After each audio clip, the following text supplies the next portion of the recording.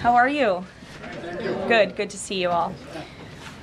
What we have seen transpire in Los Angeles, California in recent days is shameful. Left-wing radicals waving foreign flags viciously attacked ICE and Border Patrol agents as well as Los Angeles police officers. These criminals injured police, threw rocks at police cars and officers, burned vehicles, shut down freeways, and lobbed Molotov cocktails, all because the Trump administration was removing violent criminal illegal aliens from the city. These attacks were aimed not just at law enforcement, but at American culture and society itself. Rioters burned American flags, chanted "Death to ICE," and spray-painted anti-American slogans on buildings. But President Trump will never allow mob rule to prevail in America. The most basic duty of government is to preserve law and order, and this administration embraces that sacred responsibility. Democrats like Governor Gavin Newsom and Mayor Karen Bass shamefully failed to meet their sworn obligations to their citizens. They didn't have the courage to do the right thing and protect law-abiding Californians from rioters. That's why President Trump deployed the National Guard and mobilized Marines to end the chaos and restore law and order. The mob violence is being stomped out. The criminals responsible will be swiftly brought to justice, and the Trump administration's operations to arrest illegal aliens are continuing unabated. When the initial immigration enforcement actions took place on June 6th, Mayor Bass took to social media to say she was deeply angered by what has taken place. Mayor Bass then embarked on one of the most outrageous campaign of lies this country has ever seen from an elected official, blaming President Trump and brave law enforcement officers for the violence. She accused heroic American immigration and customs enforcement officers targeting illegal alien murderers, rapists, and pedophiles of, quote, sowing terror in communities and disrupting basic principles of safety in our city. Around the same time, Governor Newsom claimed that immigration enforcement actions were causing chaos. That's how radical Democrats have become. Their opposition to President Trump has forced them to side with illegal alien criminals in their communities and violent rioters and looters over law enforcement officers who are just doing their jobs. Mayor Bass and Governor Newsom fanned the flames and demonized our brave ICE officers. Instead of defending their city and their state, Karen Bass and Gavin Newsom claimed that in order for the riots and the violence to stop, ICE needed to leave and immigration raids must end. In other words, the position of the Democrat Party is that the federal government is not allowed to enforce our laws and to arrest and deport illegal alien criminals. They're attempting to use a violent mob as a weapon against their own constituents to prevent the enforcement of immigration law. This is deeply un-American and morally reprehensible. President Trump received a clear mandate from voters to reverse the illegal invasion ushered in by Joe Biden's open border and to end the lawlessness represented by Karen Bass and Gavin Newsom's California.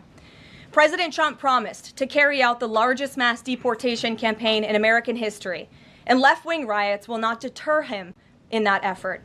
Sanctuary cities and states will no longer be allowed to shield illegal criminals from deportation. Just take a look at some of the illegal monsters who were taken off the streets in Los Angeles in recent days. A Vietnamese national, a known gang member with a conviction for second-degree murder. A Mexican national with convictions for child molestation who was armed with a dangerous weapon and had previous arrests for robbery and domestic violence. A Filipino national with convictions of rape, assault, burglary, and theft. A Mexican national convicted of statutory rape, narcotics violations, and hit and run. A Nicaraguan national with convictions for domestic violence and hit and run, and a previous arrest for willful cruelty to a child. And an illegal alien from Mexico who was arrested after allegedly throwing a Molotov cocktail at law enforcement officers during the Paramount riots on Saturday. He is now being charged with attempted murder. Law-abiding American citizens do not want these public safety threats living in their communities, no matter what Democrats like Karen Bass and Gavin Newsom may claim. And let this be an unequivocal message to left-wing radicals in other parts of the country who are thinking about copycatting the violence in an effort to stop this administration's mass deportation efforts. You will not succeed. Any lawlessness will only strengthen this president's resolve to defend the majority of Americans who want to live their lives peacefully, free from the fear of violent criminal illegal aliens. As President Trump said, order will be maintained and illegal aliens will be expelled from our country. In economic news, the latest Consumer Price Index inflation report came in today below expectations again. Since President Trump took office, inflation has come in below economics expectations every single month. Core inflation held steady and remains at the lowest level since March of 2021. Wage growth remains strong. The average private sector worker is on track to see their real earnings increase by around $1,200 adjusted for inflation. And prices continue to fall for everyday Americans. Energy prices fell from April to May. Gasoline has fallen each month since President Trump took office, down 12% over the past year. And prices for meat, poultry, eggs, and fish are all down from April to May as well. Under President Trump's strong leadership, America is beating Joe Biden's record-high inflation crisis. And once the One Big Beautiful bill passes, our economy will boom like never before. This bill is the largest tax cut for middle-class Americans in history. The One Big Beautiful bill gives a 15% tax cut to working Americans and families. We'll see increased take-home pay of $10,000 per year. The One Big Beautiful bill expands the child tax credit to $2,500 for more than 40 million American families with children. And the One Big Beautiful bill cuts taxes for overtime workers, saving them nearly $2,000 per year, and ends taxes on tips, saving tipped workers nearly $2,000 per year as well. All of these provisions are broadly popular with an overwhelming support from the American people. We need Republicans in Congress to finish the job and send the One Big Beautiful bill back to President Trump's desk for his signature as soon as possible. With that, we'll get to questions. I'm sure you have many of them today. Here in our new media seat is Elizabeth Mitchell, the White House correspondent for the Daily Signal, who's not afforded a seat in this room, but today she is. Thank you, Elizabeth. Thank you so much, Caroline. I have two questions, if that's okay. First, a few Republicans on Capitol Hill are suggesting that President Trump scale back deportations, even as ICE is reportedly gearing up for raids in 5 more Democrat-led areas. Would anything dissuade President Trump, and would he consider sending in Marines if anti-ICE violence occurs in these cities? Well, I think I may have just answered both of your questions with my opening monologue. The Trump administration is going to continue the mass deportation effort that the president promised the American public. Many of you were at those rallies in cities and communities across the country when the president spoke about his commitment to removing violent illegal criminals and anyone who has broken our nation's immigration laws from American communities. And God bless our ICE and Border Patrol who are working hard on that effort. This administration is going to continue that.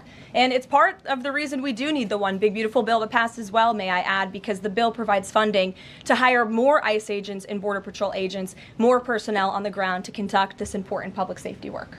Thank you. And on another topic, President Trump has indicated that aides to former President Biden who used the auto pen to sign major orders and pardons should be investigated for potential crimes. Does he think that Biden allowing, or at least being negligently unaware of this activity, was an impeachable offense? I haven't heard the president address whether it's an impeachable offense, but it could perhaps be a criminal offense, especially on behalf of staffers who may have been utilizing the president's signature without his authority or consent. I understand that Republicans on the Hill are moving in the right direction to call attention to this and to bring in some former White House staffers who clearly knew more than they ever shared and never addressed with the American public. And so we look forward to seeing where this investigation continues, and I know the Department of Justice is also looking into the matter as well.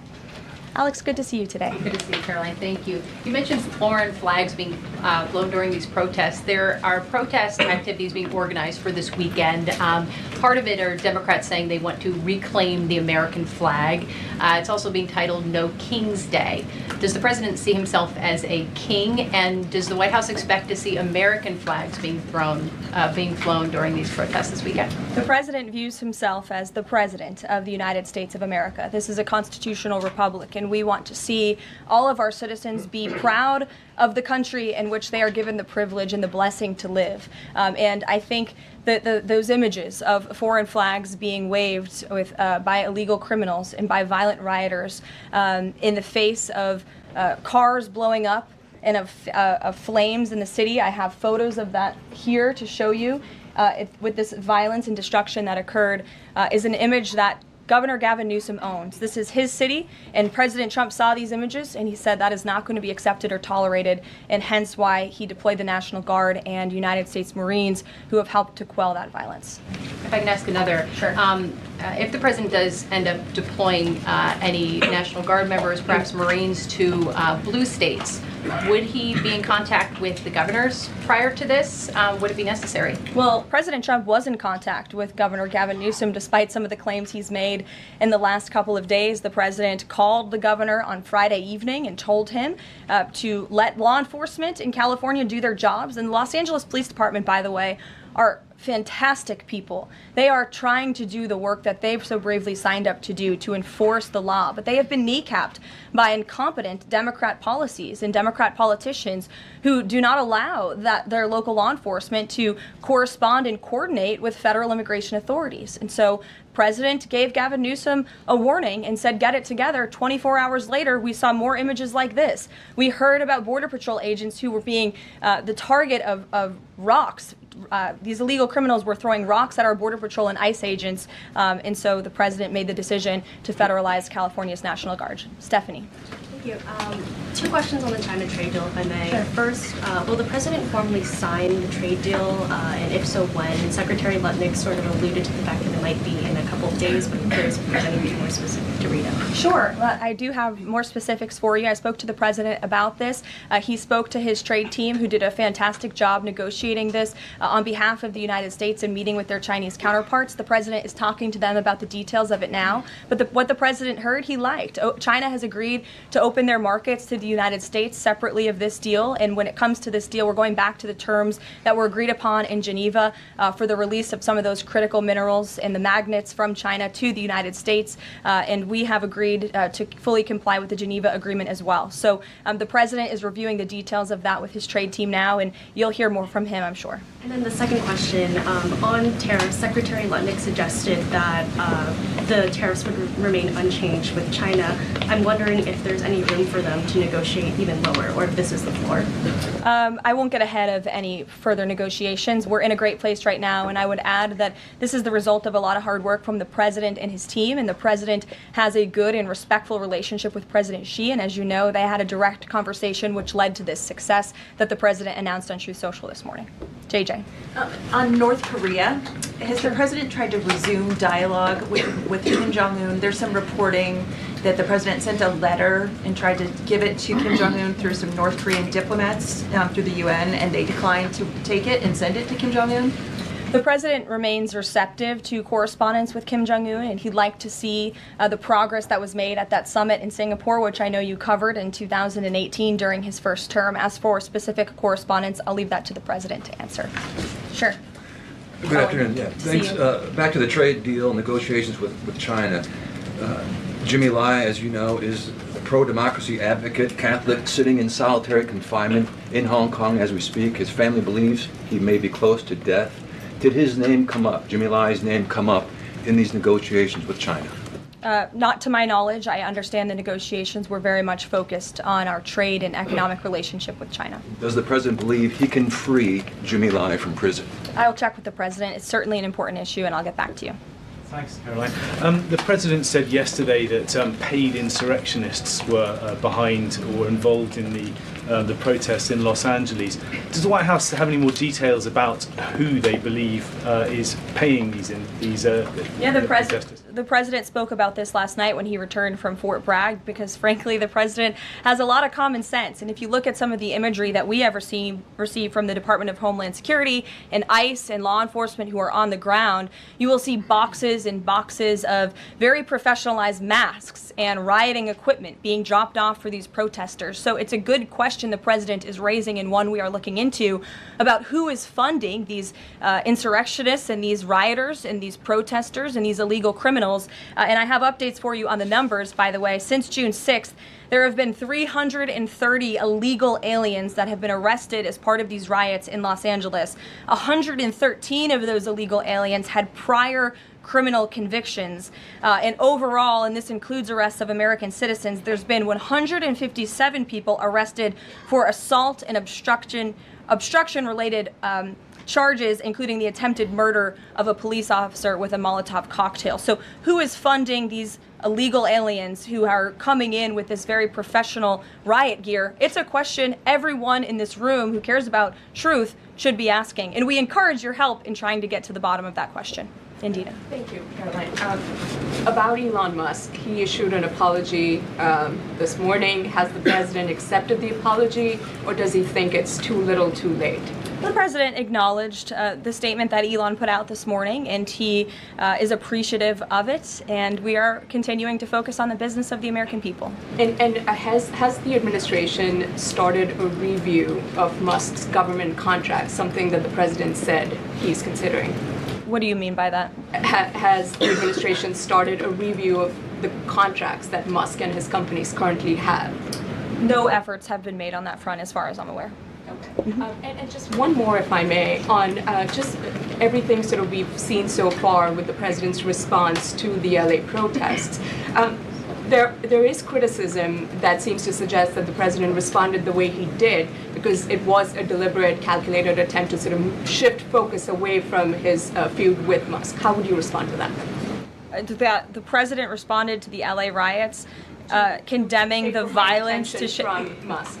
It's an incredibly disingenuous attack. The president saw images of Border Patrol and ICE agents being hailed with rocks and Molotov cocktails. He saw vehicles being burned to the ground with illegal aliens flying foreign flags, and that's what prompted the president to have this response that has clearly worked, because last night in Los Angeles you didn't see many of those images. And I would add the governor and the mayor need to actually do more. I know Gavin Newsom had a big address to the nation last night. I guess he thought that's what it was for maybe his future political ambitions, but he spoke a lot of words. We haven't seen action. California has been a mess for years because of the incompetence of Gavin Newsom, so the president was responding to that only.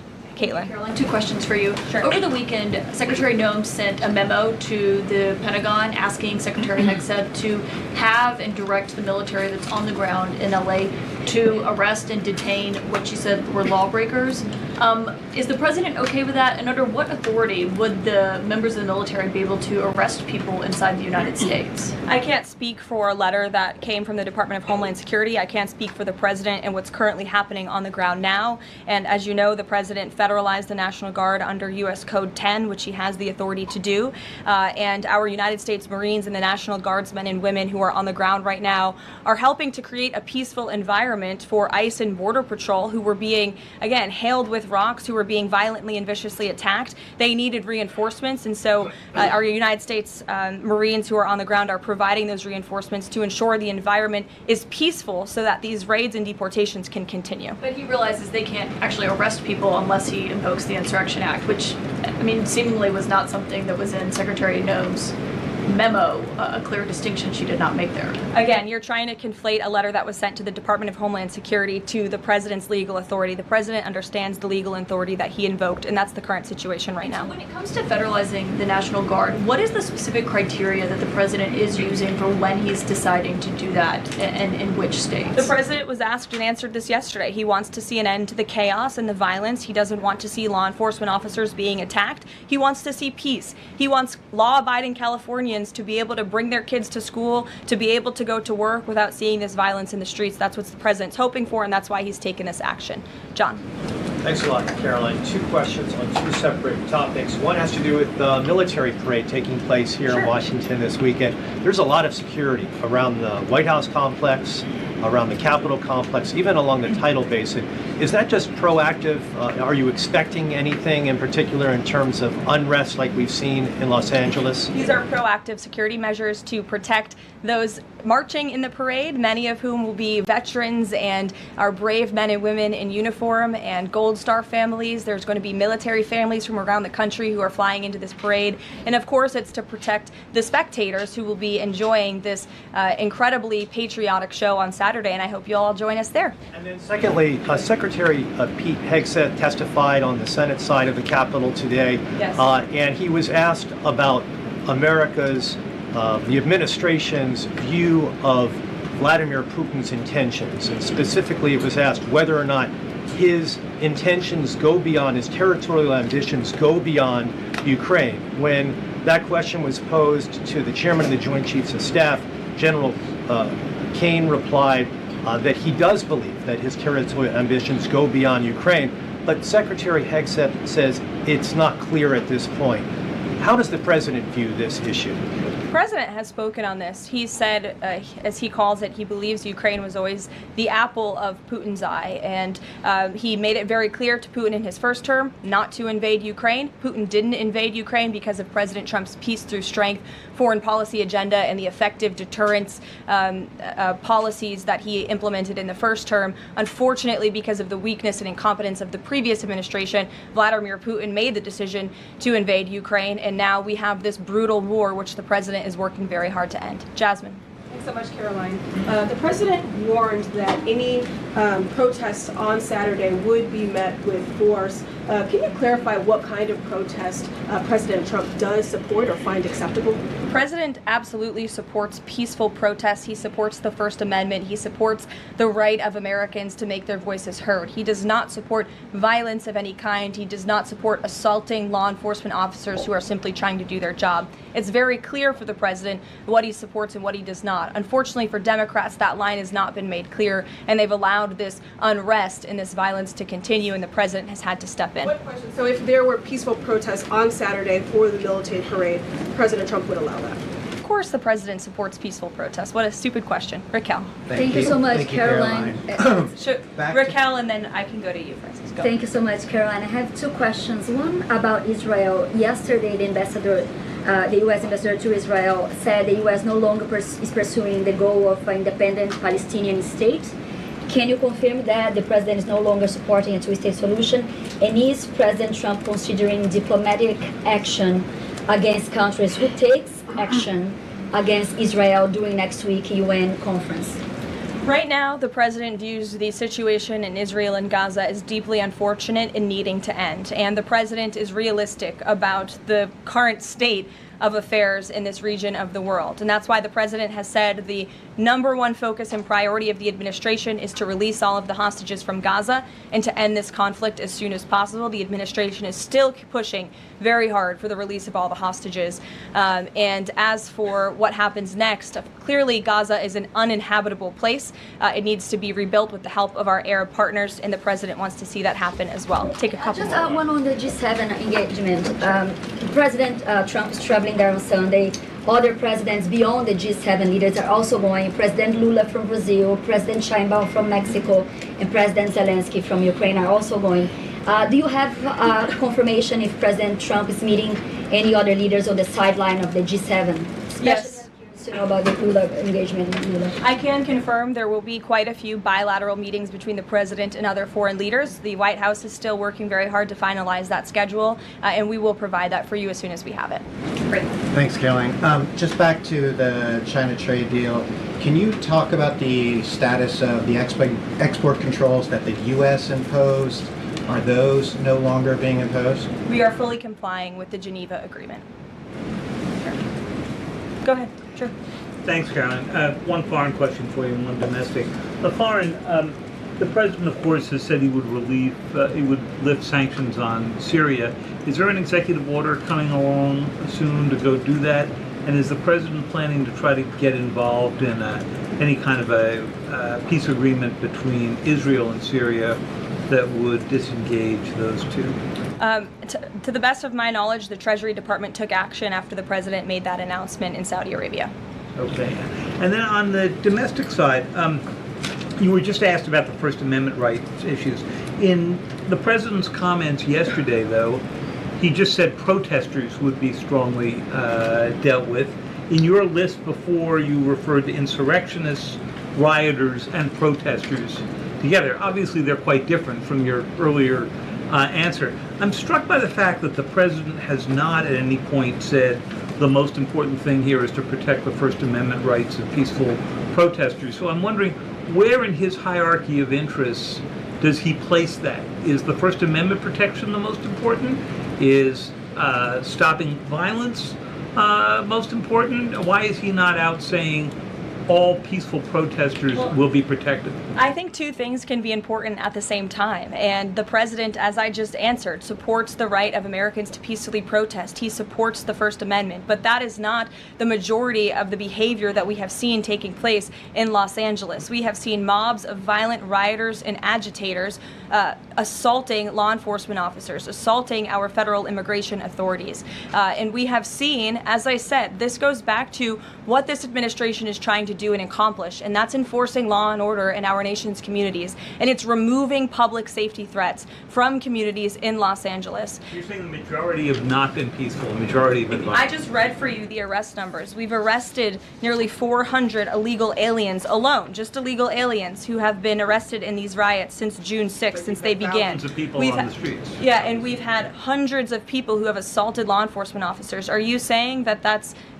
that's appropriate behavior? No, Are you no, saying I'm not that saying the that at all. president I'm shouldn't just take trying to action? figure out- The Democrat governor and the Democrat mayor of Los Angeles have failed their citizens. And the majority of Americans, the majority of Californians do not want to see law enforcement officers being assaulted in the streets. And thankfully, the president took action and stepped in to protect our federal law enforcement agents, to protect federal buildings, to protect the federal mission of deporting illegal criminals off of our streets. And that mission will continue every day as far as we're concerned. Thank you, guys.